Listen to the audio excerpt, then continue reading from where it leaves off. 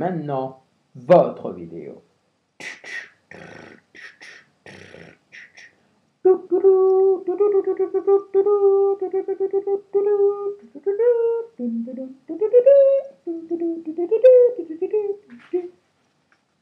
Un film, Notting Production. Harvey Samuel Weston R. Brankovic présente Cinélex, le cinéma, un mode de vie.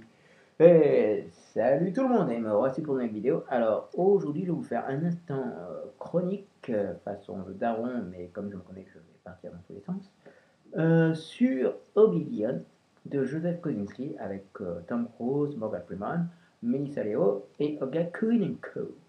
Bon, qu'est-ce que je peux dire sur ce film maintenant que je me suis lancé dans le tas? Alors, écoutez, l'histoire déjà, donc ça se passe en 2075, si ma mémoire est bonne, et en fait on apprend que la Terre a été totalement ravagée parce qu'il y a eu une guerre contre des extraterrestres qui se nomment les Chacals, et voilà, l'espèce humaine apparemment a migré sur Titan, un satellite de Jupiter, ou de Saturne, je ne sais plus quoi, enfin bref, et il ne reste que deux humains apparemment sur Terre, donc Jack Harper qui est interprété par Tom Cruise et sa compagne et partenaire dans le film, interprétée par Melissa Leo. Et puis un jour tombe sur Terre une capsule d'un vaisseau et dedans des humains. Et là Jack Harper tombe sur une femme qu'il voit en rêve depuis un bon moment. Et voilà, et à partir de ce moment-là, son quotidien va être complètement bouleversé et il va apprendre la vérité. Bref, qu'est-ce qu'il y a à dire sur ce film Oblivion? Alors, donc, déjà, le réalisateur c'est Joseph Kosinski, qui est réalisateur de Tron Legacy, ou Tron Héritage en VF, qui, ma foi, n'est pas mauvais technicien, au vu de ce qu'il a fait sur Tron Legacy d'un point de vue technique. Mais je trouvais que ce n'était pas encore un très bon réalisateur, ni même un très bon directeur d'acteurs. Alors, là, j'ai envie de dire que sur Oblivion, donc, il s'est surpassé d'un point de vue technique et visuel, mais qu'il pêche encore un peu sur la direction d'acteurs. Alors, visuellement, c'est très beau, voir la planète Terre totalement dévastée, et c'est super beau, on y croit à fond. Qu'est-ce que je peux dire d'autre? Ouais, donc, ouais, comme je vous le disais, les acteurs, c'est pas vraiment ça, enfin, l'interprétation n'est pas vraiment ça. Je trouve que le casting n'est pas mauvais en soi, même si j'ai mis quelques réserves sur Melissa Leo. Le casting n'est pas mauvais en soi. Tom Cruise est crédible en dernier homme sur Terre et qui voilà, qui doit protéger des plateformes de pompage d'eau de mer. Mais voilà, parfois l'interprétation est inégale, genre ils font attention, ce sont des méchants, il faut se battre. Et par des moments où la tension est très bien retranscrite via le jeu de l'acteur. Après, voilà, donc Tom Cruise est vraiment très bon. Olga Kurylenko, je trouve qu'elle est vraiment trop superficielle dans le film, ce qui m'a un peu exaspéré. Melissa Leo n'est pas vraiment l'heure du casting. Je la trouve ni intrigante, ni mystérieuse, ni flippante, ni même complètement amoureuse de son partenaire Tom Cruise.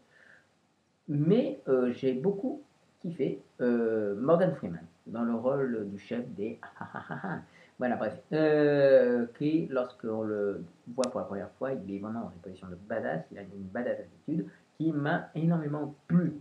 Voilà.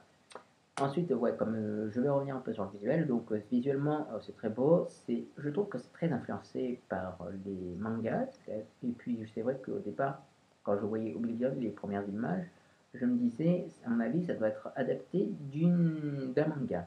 Et au final, non, apparemment, vu que c'est apparemment un roman graphique que le réalisateur a co-créé avec d'autres personnes. Oui, donc influence manga, j'ai envie de dire influence très prononcée de Mamoru Oshii, j'ai envie de dire, et peut-être aussi de Miyazaki, mais peut-être dans une moindre mesure. Peut-être dans quelque chose de moins complexe que les œuvres de Miyazaki. Ensuite, oui, influence sur enfin, de 2001 de l'espace, pas spécialement sur enfin, un peu sur le visuel de l'espace, mais pas vraiment, mais plutôt sur le design du méchant en fait. Vous comprendrez pourquoi. Mais il n'y a pas le côté métaphysique ou le côté un peu mystérieux de la chose. Non, c'est clairement juste d'un point de vue technique aussi, l'affaire de 2001 de l'espace.